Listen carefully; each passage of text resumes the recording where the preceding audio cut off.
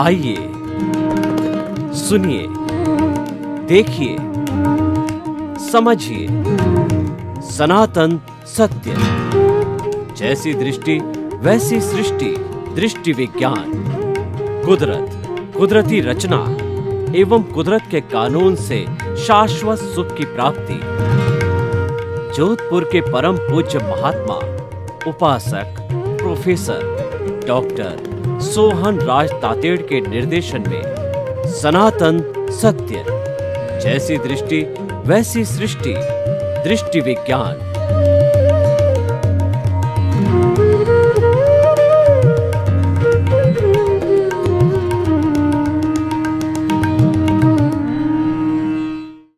भाई और बहनों, मातृशक्ति को नमन। आज का हमारा अति उत्तम विषय वसुधैव कुटुंबकम। ये हमारी भारतीय परंपरा की एक बहुत बड़ी अवधारणा है कि जो ये सारी दुनिया है वो एक कुटुंब है, वो एक परिवार है और इसकी माँ है, प्रकृति माँ है, वसुधा माँ है। यानी इस धरती पर जितने भी 7.8 अरब के लोग निवास करते हैं सब वसुधा यानी पृथ्वी की संतान है, वासुदेव पिता की संतान है। और जब भाई भाई होते हैं तो भाईचारा पनपता है। भाईचारे का आविष्कार भी भाई भाई के संबंध के कारण हुआ। सबसे नजदीक रिश्ते में भाई होता है। भाई कहने का अर्थ होता है इसके प्रति बुरा चिंतन नहीं करना, बुरा भाव नहीं करना, इसका अहित चिंतन नहीं करना और इसको कोई कष्ट हो तो उसमें सहायता होना। ये भाई की परिभाषा है। भातृत्व वहीं से ही चला है। और हमारी रामायण को देखें तो राम लक्ष्मण के समान भाई भाई की जोड़ी कई सैकड़ों शताब्दियां बीतने के बाद भी राम लक्ष्मण की जोड़ी जो है वो आज महान जोड़ी कही जाती। कैसा भाई भरत था जिसके लिए उसकी माँ कैकेयी ने अयोध्या का राज्य मांगा कि राम को 14 साल का वनवास हो और मेरे पुत्र भरत राजा बने। लेकिन वह भी कितना त्यागी पुरुष, महान पुरुष। जब उसको जानकारी मिली तो उन्होंने कहा कि मैं इसके लायक नहीं हूँ, मैं मेरे बड़े भाई की जगह मैं राज्य नहीं लेना चाहता हूँ। पर बड़े भाई ने भी उसने कहा कि मुझे तो पिता की आज्ञा का पालन करना है, माँ की आज्ञा का पालन करना है, आप राज्य करो। तो उनके द्वारा बहुत लंबा काफी समय तक आग्रह करने के कारण उन्होंने उनकी चरण पादुका रख करके 14 वर्ष तक राज्य किया। ऐसे ऐसे भाई होते हैं। यानी भाई वह होता है जो भाई के लिए सैक्रिफाइस करे, भाई के लिए त्याग करे, भाई के प्रति जो है अच्छी भावना रखे। उसी भातृत्व भाव से हमारी भारतीय संस्कृति के अंदर वसुधैव कुटुंबकम की स्थापना हुई। यानी कि ये पूरी पृथ्वी है एक परिवार के समान है और हम सभी मानव उस परिवार के सदस्य हैं। यानी कि ये संयुक्त जो है हमारा परिवार है। सारी पृथ्वी बहुत ही सुंदर व्यवस्था की गई और ये व्यवस्था आज तक भी चल रही है। अब वसुधैव कुटुंबकम के बनने से भारतीय परंपरा के अंदर किस तरीके से मूल्यों की स्थापना हुई वो आज का हमारा मुख्य विषय है। कि जब हम हिलमिल करके रहते हैं, एकता के साथ रहते हैं, प्रेम के साथ रहते हैं, त्याग की वृत्ति के साथ रहते हैं तो हमारा विकास होता है। भारत आज विकास क्यों कर रहा है या कैसी भी परिस्थिति आती है, देखिए बहुत सी परिस्थितियां हमारे सामने आ चुकी है। चाहे जो है अमेरिका के अंदर बैंकें दिवालिया हो गई, इतनी मंदी आ गई और बहुत से बैंक तो समाप्त हो गए और बहुतों के घाटा लग गया। लेकिन ऐसी स्थिति में भी हमारे देश के अंदर सहज ही संतुलन बना रहा, क्योंकि हमारी जो भावना है वो त्याग की वृत्ति है। हमने एक दूसरे के साथ एडजस्ट करके उस जो समस्या है उस समस्या से निजात पाई। कोरोना को देखिए, कोरोना काल के अंदर हमने जो कानून नियम हमारी सरकार ने बनाए उनका हम अनुशासन पूर्वक पालन करके, और कोरोना के समय में हमने दुनिया को ये बता दिया कि भारत 130 करोड़ की जनता होते हुए भी एक सूत्र के अंदर बंधी रहती है। यहाँ पर यूनिटी अमॉन्ग डाइवर्सिटी है, यहाँ अनेकता में एकता है। भारत एक ऐसा देश है जहाँ पे सैकड़ों तरह के धर्म है, दर्शन है, भाषा है, और यहाँ पर लिंग की विविधता है, और यहाँ पर चिंतन की विविधता है, धर्मों की विविधता है। सबको अपने अपने विचार प्रस्तुत करने की स्वतंत्रता है, धार्मिक स्वतंत्रता है। ऐसे माहौल में भी जो हमारे भारत के अंदर अनेकता में जो एकता रहती है, इसका कारण है कि हम वसुधैव कुटुंबकम की अवधारणा में विश्वास करते हैं, उसमें जीते हैं, उसका पालन करते हैं। वसुधैव कुटुंबकम की भावना होने से देखिए हमारे देश के अंदर कितनी बड़ी एक मान्यता बनी कि भारत में अगर 1000 साल का इतिहास उठा करके देख लो, भारत ने चलाकर किसी पर हमला नहीं किया। आज चाहे तो यूक्रेन और रशिया का युद्ध रहा हो, लेकिन भारत ने कभी भी लड़ाने की कोशिश नहीं की, बुझाने की कोशिश। हमारे भारत की वसुधैव कुटुंबकम के कारण ये परंपरा रही है कि दो गुट लड़ रहे हैं तो उनको हम समझा करके शांति स्थापित करते हैं। हम लड़ाने का काम नहीं करते हैं, हम तोड़ने का काम नहीं करते हैं, हम जोड़ने का काम करते हैं। अगर 1000 साल हम गुलाम रहे और कई आक्रांताओं ने हमारे पर आक्रमण किया, मुसलमानों ने, खिलजी ने, ब्रिटिश ने, शक ने, हूण ने इत्यादि ने हमारे पर आक्रमण किए, लेकिन हमने किसी पर आक्रमण चलाकर नहीं किया। लेकिन साथ साथ में चाहे चाइना का वार हो, चाहे पाकिस्तान का वार हो, यह भी जो हमने दिखा दिया हम अहिंसावादी हैं, कायर नहीं हैं। हमारे पर जब जब भी युद्ध थोपा गया तो हमने मुंह तोड़ जवाब दिया।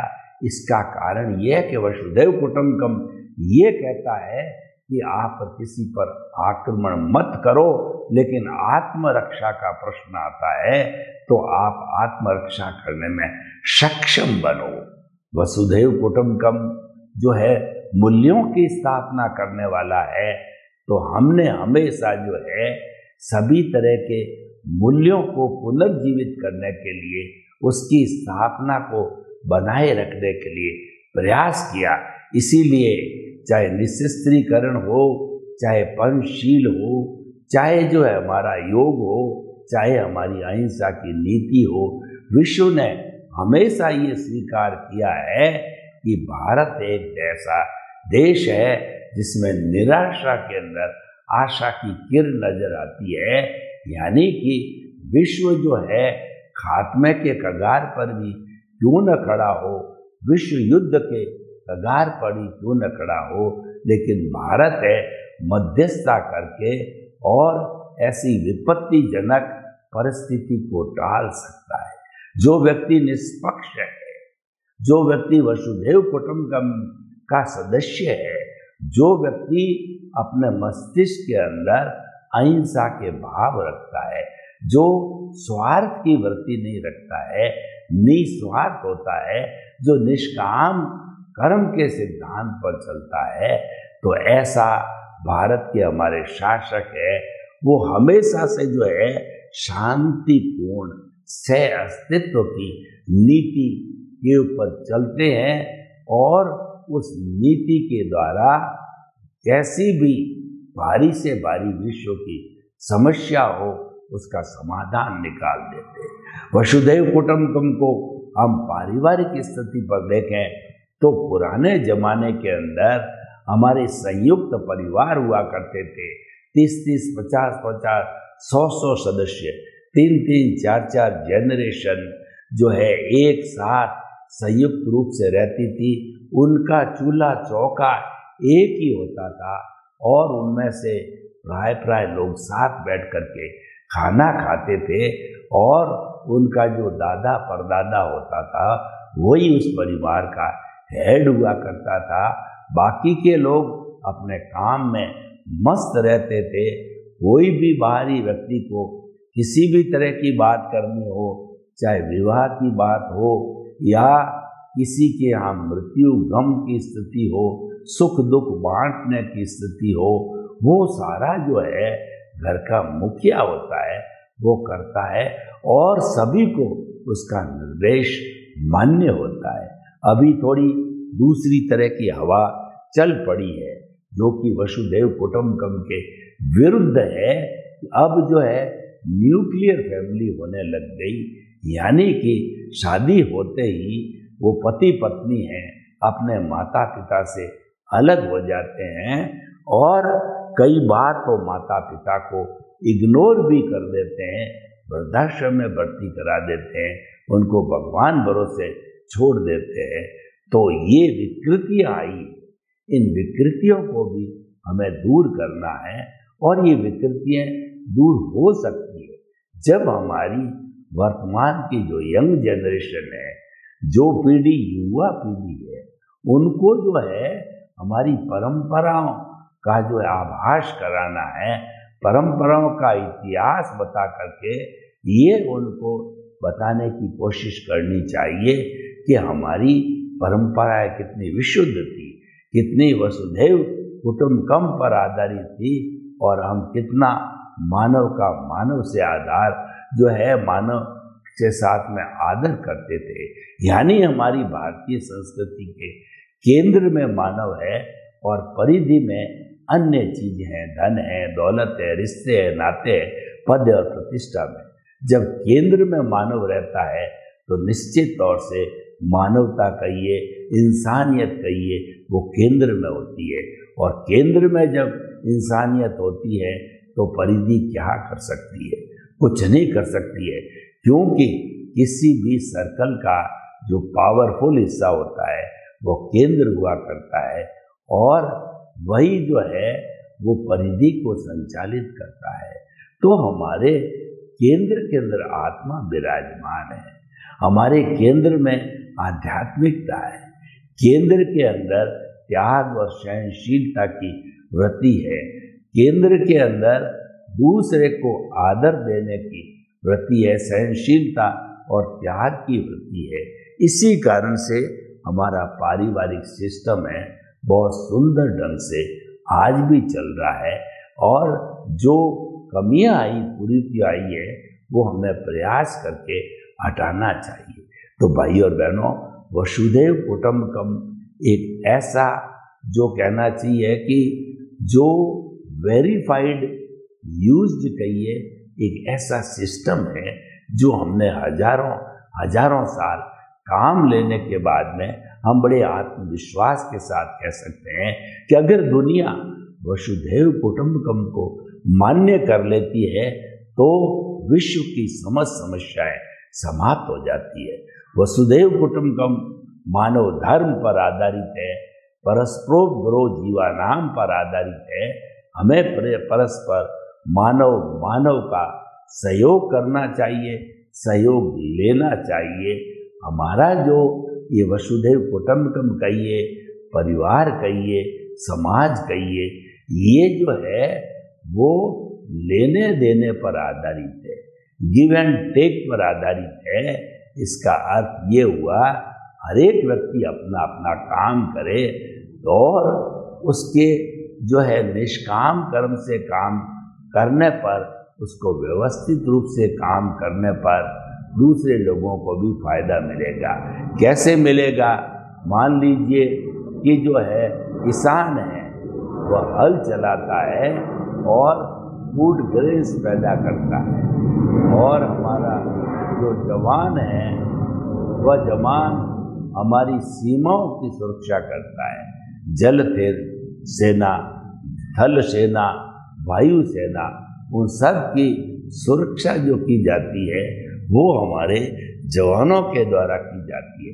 यानी भारत का हर व्यक्ति जो कि जिस में उसकी रुचि है और कुछ है परंपरागत जो है वो कार्य करते हैं, तो वे सभी जो है कार्य करते करते जो है अपने जीवन का निर्वाह करते हैं और सभी सापेक्ष रूप से जीवन जीते। ये सापेक्षता है, ये वसुधैव कुटुंबकम का मूल्य है। वसुधैव कुटुंबकम के अंदर जितने भी मूल्य रखे गए हैं, चाहे राजनीतिक हो, सांस्कृतिक हो, पारिवारिक हो, वैश्विक हो, आर्थिक हो, सामाजिक हो, उन सभी मूल्यों के ऊपर सहभागिता पर वो आधारित है। सबका साथ, सबका विकास, सर्वोदय पर आधारित है। वसुधैव कुटुंबकम कहता है कि जितने भी इस वसुधा पर, इस धरती पर आज 210 कंट्रीज के 7.8 अरब की जनसंख्या है, इन समस्त जनसंख्या के लोगों के साथ में समानता का व्यवहार होना चाहिए। सबको समानता से विकास करने के अवसर मिलने चाहिए, और यही हमारा मानव धर्म है। मानव धर्म कहता है कि परहित सरिस धर्म नहीं भाई, पर पीड़ा सम नहीं अदमाई। यानी दूसरे के हित करने के समान कोई धर्म नहीं है, और दूसरे को दुख देने के समान कोई पाप नहीं है। इस पर ये वसुधैव कुटुंबकम आधारित है। यानी कि मैं आपको एक उदाहरण देना चाहता हूँ। एक अध्यापक जी ने ब्लैक बोर्ड के ऊपर जो है चौक से एक लाइन खींची और अपने विद्यार्थियों को कहा, इस लाइन को छोटा करो। एक विद्यार्थी खड़ा हो गया, उसका लेफ्ट किनारा मिटाया, गुरुजी छोटी हो गई। दूसरा खड़ा हुआ, उसने राइट साइड का कॉर्नर मिटाया, गुरुजी छोटी हो गई। लेकिन तीसरा व्यक्ति जो वसुधैव कुटुंबकम के सिद्धांत में विश्वास करता था और सबको साथ लेकर के चलने की कला जानता था, उसने जो इस वहां पर लाइन खींची हुई थी उसके नीचे बड़ी लाइन खींच दी और कहा, गुरुजी आपके द्वारा खींची हुई लाइन छोटी हो गई। ये विधायक भाव है। किसी को बिना खराब किए, किसी का बिना नुकसान किए उसको गिरा करके और अपने पुरुषार्थ से आगे बढ़ना, बिना किसी ईर्ष्या के, जलन के, घृणा से अपनी योग्यता के आधार पर विकास करना, ये वसुधैव कुटुंबकम का जो है एक मूल्य है, उसकी ये शिक्षा है, उसका एक आधार है। वसुधैव कुटुंबकम सर्वोदय के सिद्धांत पर आधारित है। सबका उदय हो, विश्व के समस्त लोगों को आगे बढ़ने के लिए, विकास करने के लिए समान अधिकार मिले। यह बात अलग है कि कई लोग बहुत ही पुण्यशाली होते हैं, लकी होते हैं, तो उनको जो है अपने भाग्य के आधार पर आगे बढ़ने के तुरंत चांस मिल जाते हैं। कुछ लोग ऐसे अनलकी होते हैं कि जीवन भर सारी सुविधाओं का उपयोग करने के बाद भी उनको डिजायर्ड रिजल्ट, सफलता प्राप्त नहीं होती है। यह बात अलग अलग होती है, क्योंकि भाग्य के ऊपर कोई होता नहीं है।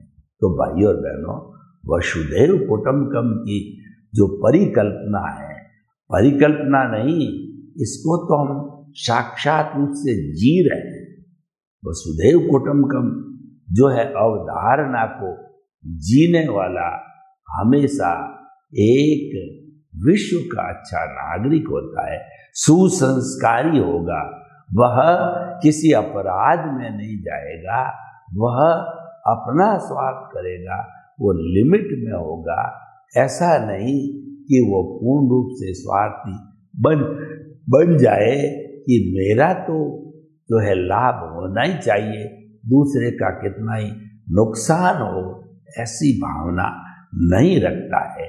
यानी कि वसुधैव कुटुंबकम का जो अवधारणा को मानने वाला व्यक्ति होता है वो हमेशा मध्यस्थ मार्गी होता है। यानी कि वह जियो और जीने दो के सिद्धांत के ऊपर कार्य करता है।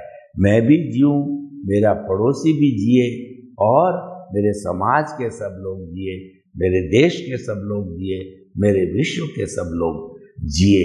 यानी कि वह सबके प्रति मंगल की भावना करता है, शुभ चिंतन करता है और उसके अंदर उसका स्वयं का जो है चिंतन समाहित है। इसीलिए कहा गया है कि जो दूसरों के आंसू पोंछता है, ईश्वर उसकी आंखों में आंसू आने ही नहीं देते हैं, क्योंकि वह दूसरों के आंसू पहुंच रहा है तो ईश्वर उसके खुद के आंसू पोंछ लेता है। वो क्यों कष्ट में आने देगा? क्योंकि वो तो ईश्वर की सेवा कर रहा है, वो तो निष्काम वृत्ति से काम कर रहा है, वो तो भक्ति मार्ग से काम कर रहा है। वसुधैव कुटुंबकम भक्ति मार्ग पर आधारित है। भक्ति मार्ग है वह समर्पण का मार्ग है। हम जो है हमारे ईश्वर को, आराध्य को समर्पित हो जाते हैं। समर्पित होने का अर्थ यह है हम बुरी प्रवृत्ति को छोड़ देते हैं, हम एक अच्छा इंसान बन करके इस दुनिया में जीते हैं। वसुधैव कुटुंबकम सेवा की भावना देता है, तन की सेवा, मन की सेवा और धन की सेवा। ये जो कॉन्सेप्ट आया है ये वसुधैव कुटुंबकम से ही आया है। अगर आपके पास में भाग्योदय से आपके परिवार को पालने के अतिरिक्त जो है धन मिलता है तो उसका उपयोग, उसका सदुपयोग परोपकार में करना चाहिए। जगत कल्याण, जय जगत लोक कल्याण में करना चाहिए। और कई लोग, बड़े बड़े लोग तो अपने जीवन का ही लक्ष्य बना देते हैं। टाटा को देखिए, बिरला को देखिए, बांगड़ को देखिए और उसके साथ बिल गेट्स को देखिए। ऐसे बहुत से लोग हैं जो कि परोपकार पुरुषार्थ को अपने जीवन का लक्ष्य बना देते हैं। और पुरुषार्थ कौन सा? परोपकार का पुरुषार्थ, दूसरे का उपकार करने का। देखिए वसुधैव कुटुंबकम को मानने वाले जो है हमारे जो घनश्याम दास जी बिरला ने एक कितना सुंदर पत्र अपने बेटे बसंत को लिखा कि बसंत, तुम्हारे को जो कोई भी धन संपत्ति प्राप्त हुई है, तुम्हारे भाग्य से प्राप्त हुई है, ये पूरी जनता की धन संपत्ति है, क्योंकि ये वहीं से कमाई जाती है। इसका दुरुपयोग मत करना। तुम्हारी कोई भी संतान अगर इसका दुरुपयोग करने वाली निकल जाए, उसको 1 रुपया भी जो है उसको हिस्से में मत देना और तुम समर्पित भाव से लोगों की सेवा करना, योग करना, आसन करना, प्राणायाम करना, ताकि कि तुम्हारा जो ये स्वास्थ्य है वो अच्छा बना रहे और तुम जीवन भर परोपकार की बात करते रहे। यानी उनके जीवन का लक्ष्य यही था। इसीलिए उन्होंने फैक्ट्री लगाई, उद्योग धंधे लगाए। जमशेदजी टाटा ने कि हम बिना उद्योग के बहुत बड़ी राशि नहीं कमा सकते और हमारे पास में एफ्लुएंट धनराशि नहीं होगी तो हॉस्पिटल, धर्मशालाएं, स्कूल, कॉलेज इत्यादि इत्यादि पब्लिक के भले की चीजें हम कैसे जो है बना पाएंगे।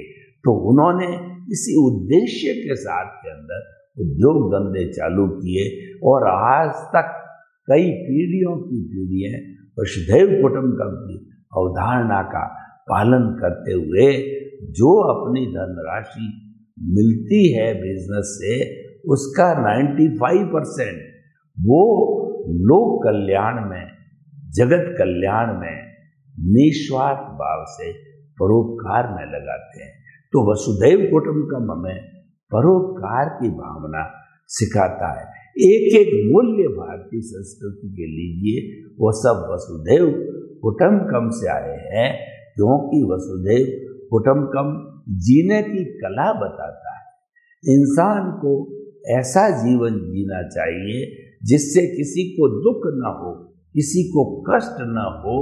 तो जब ये जो है जिस जो है कॉन्सेप्ट की अवधारणा हो, तो वह तो विश्व का कल्याण कर सकता है। सर्वे भवन्तु सुखिनः सर्वे सन्तु निरामया।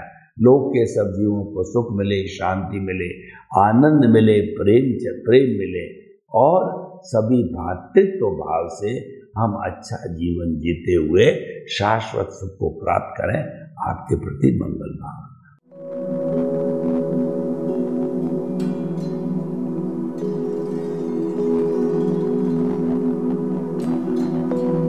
एक ऐसा अंतर्राष्ट्रीय ख्याति प्राप्त मानव जो गुरु प्रेरणा से पिछले 20 वर्षों से वानप्रस्थ जीवन जीते हुए 24 घंटे मानवता की सेवा में संलग्न है।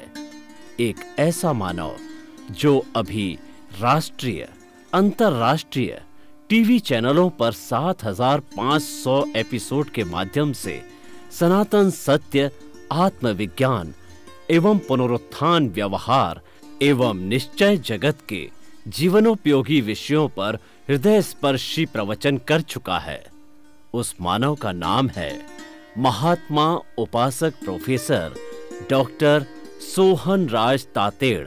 प्रोफेसर तातेड़ द्वारा योग, दर्शन, शिक्षा विषयों पर रचित पीएचडी स्तर के 250 शोध ग्रंथ भारत के 100 प्रतिष्ठित विश्वविद्यालयों में शोधार्थी पढ़ रहे हैं तथा वे सभी शोध ग्रंथ वहां की सेंट्रल लाइब्रेरियों में उपलब्ध हैं।